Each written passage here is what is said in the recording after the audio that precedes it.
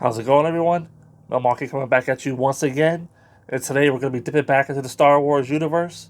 And we're going to be discussing none other than Star Wars Phasma by Kelly Thompson with art by Marco Cicchetto. Let's get into it. Story starts off with Captain Phasma. She's on Starkiller Base, and she's desperate to make her way back to the computer console where she lowered the shields of Starkiller Base so she could erase the data and stop anyone from finding out that it was her that did it that ultimately caused the First Order to lose the day. Upon reaching said station, she realizes that someone had accessed the terminal and found out that it was indeed her who lowered the shields, so now she's on the hunt for a captain named Sol Revis. As the chaos is unfolding at the Battle of Starkiller Base, Captain Phasma stalks Sol Revis through the space, I guess not a space station, but the planet station or whatever the hell, and she's taking shots at him, but he knows she's after him, and he keeps running away, and they both get into like TIE fighters, and they fly away conveniently before Starkiller Base explodes.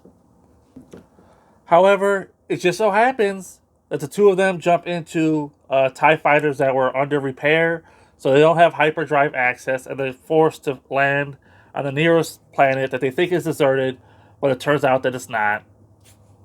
And Sol Revis goes on to get captured by one tribe of people, while Captain Phasma and her pilot disguise themselves to infiltrate this other tribe of people that both inhabit the same planet.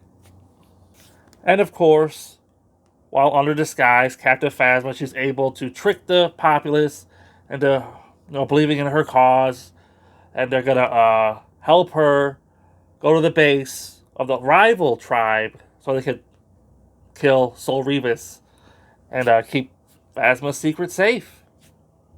Captain Phasma gives this rah-rah speech, and she really hypes up the population. The population thinks that she's on their side, so she leads them into all-out battle against the other population, and while the two tribes are fighting it out, she sneaks up into the tower so she can take out Sol Revis. After having done so, she abandons the people of the planet as she ties up loose ends and ultimately makes her way back to First Order space and delivers a report to Lieutenant Hux, or Commander Hux, whatever his name is at this point. And there's your story. Her secret is safe. That's how she escaped Starkiller Base. No one knows that it was her that lowered the shields. And all's well that ends well. And she'll show up in The Last Jedi for like 5 seconds. The only thing that I really enjoyed about this story was the art by Marco Cicchetto. His Captain Phasma was on point. It's just like Stormtrooper armor. So I don't want to say it's not hard to draw, because it's pretty detailed and in-depth there. But it's not like he's doing a lot of facial work, because we don't know what Captain Phasma looks like. There's this part in the story where she takes off her helmet, but it cuts away. And her disguise that she wears is just another helmeted disguise. Nothing special.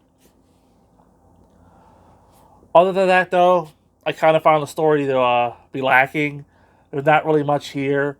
A lot of the storytelling is done by the art. There's a lot of panels that lead to one another with very little dialogue, very little narration. And that's a good thing, because when Kelly Thompson is writing,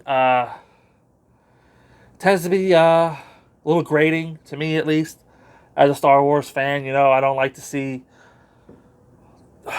stuff forced in there.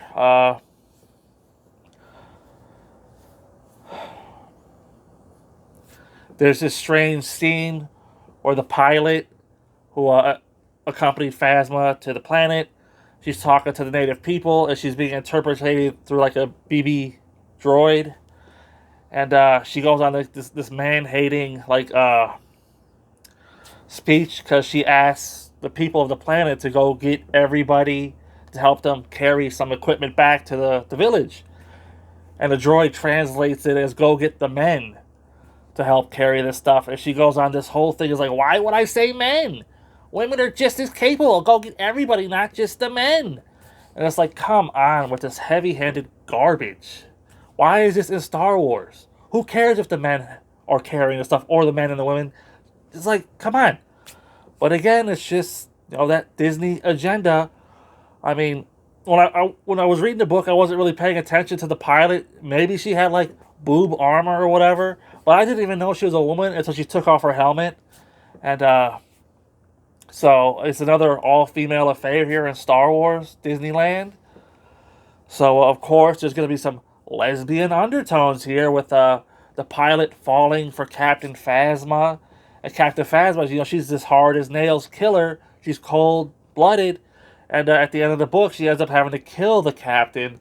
But while she's giving her report to General Hux or whatever, she gets choked up, and she says, "Oh, the pilot. Oh no, I mean Trooper TN for blah blah," because I guess she started to have feelings for the pilot on their one mission. And the pilot has no problem showing her admiration, for Captain Phasma, especially after she gave that rah-rah speech that, riled up the population to go fight the other tribe. She was like, in the way it's drawn and stuff, you can see, she's got, stars in her eyes for Captain Phasma. And it turns out at the end of the story that maybe Captain Phasma was a little soft towards her, gives her a nice little death, quick death, I don't know. It just seemed, I would say it's out of character for Phasma, but who even knows what Phasma character is at this point, right? Not me. And we get another cringe scene here as Captain Phasma, she's abandoning the populace of the planet, and the pilot is like, no, we gotta go back and help them. They actually have a chance to win this battle. And Phasma's like, oh no, they're colonizers. This isn't their planet. Fuck them, basically, right? And it's just like, wow, here we go with these SJW talking points again. Colonization bad, men bad, women good. Star Wars, am I right?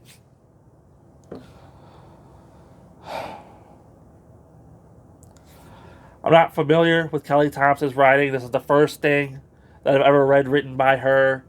I've heard her name around the internet, and it's never really like associated with like good stuff. So I guess I see here, firsthand that she's just not for me. She couldn't write a simple story. This is a simple premise story.